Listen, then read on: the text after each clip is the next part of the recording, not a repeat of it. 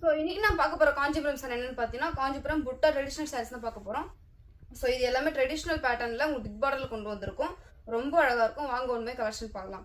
First one பார்த்தீங்கன்னா peacock blue colour.